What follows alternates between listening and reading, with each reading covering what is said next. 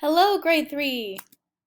All right, today we are going to work on the introduction for our reports. So the reports are what we started to talk about last week in science when Miss Kaari talked about life cycles and you decided what animal you're going to write about. So this today is where we're going to start.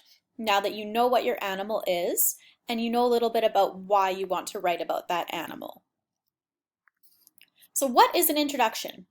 An introduction introduces the topic and draws the reader in. So it's the first thing they see that kind of tells them what's going on, what the writing's going to be about, and it's exciting. It makes them want to keep reading. When we did our information writing, we kind of did the same thing. We had an introductory sentence that was exciting and drew people in, okay? So this is the sheet that we are going to use to write the draft. So remember that a draft is a rough copy. It's not your good copy. So this is just where you're writing this down.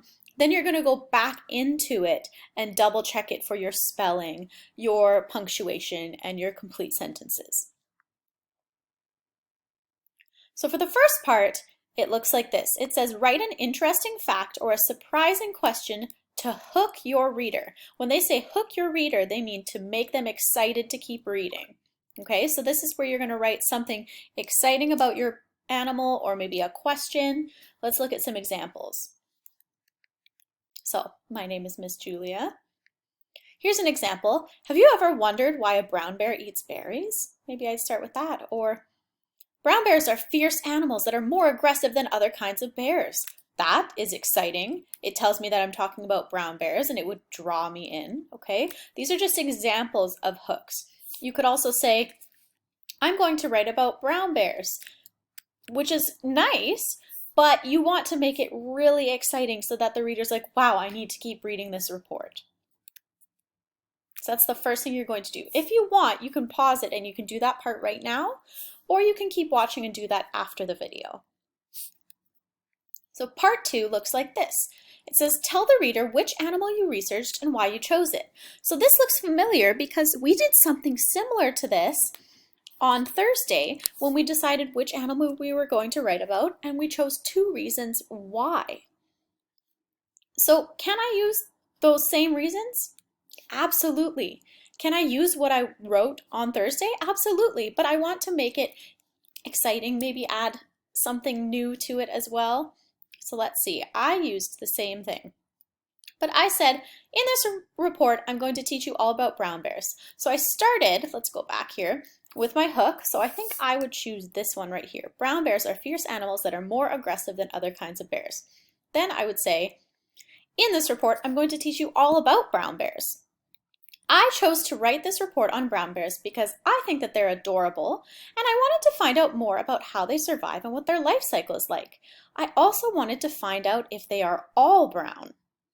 So see how I've explained why I'm writing about the animal. This just gives me a little taste, a little introduction. It doesn't tell me the whole report yet.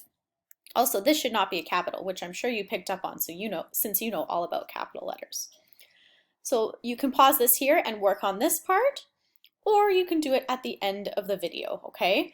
Just remember that you need to be using full sentences, proper capitals, and punctuation. Something you can do is you can write the draft and then you can use a green pen and go back over it to fix your mistakes. You can use a dictionary to check your spelling.